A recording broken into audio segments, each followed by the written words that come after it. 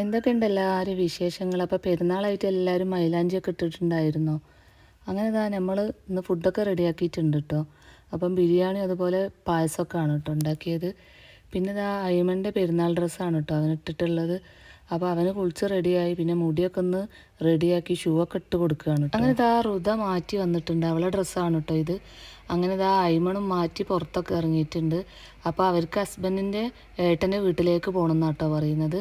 അങ്ങനെ തൊട്ടടുത്തുള്ള ഹസ്ബൻഡിൻ്റെ ഏട്ടൻ്റെ വീട്ടിലേക്ക് പോവുകയാണ്. അപ്പോൾ അവർ ഫുഡ് കഴിച്ചിട്ട് പോകട്ടെ എന്ന് വിചാരിച്ചിട്ട് നമ്മൾ വേഗം ഫുഡൊക്കെ എടുത്ത് വെക്കുകയാണ് കേട്ടോ. അപ്പോൾ ചിക്കൻ ബിരിയാണിയാണ് കേട്ടോ ഒന്ന് ഉണ്ടാക്കിയിട്ടുള്ളത്.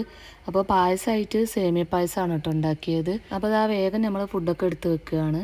കാരണം അയ്മണ പോയി കഴിഞ്ഞാൽ പിന്നെ റിലേറ്റീവ്സിൻ്റെ വീട്ടിൽ നിന്ന് ഫുഡൊക്കെ കഴിച്ച് പിന്നെ കുറച്ച് കഴിഞ്ഞിട്ടേ വരുള്ളൂ കേട്ടോ. അപ്പം ഇവിടുന്ന് പിന്നെ ഫുഡ് കഴിക്കില്ല. അവന് എല്ലാ പെരുന്നാളും ഉള്ള സ്ഥിരമുള്ള പരിപാടിയാണ് കേട്ടോ. അങ്ങനെ നമ്മളെല്ലാവരും ഫുഡൊക്കെ കഴിച്ച്. അപ്പോൾ ഇന്നത്തെ പെരുന്നാൾ വിശേഷം എന്ന് പറയുമ്പോൾ ഇത്രയൊക്കെയാണ് കേട്ടോ.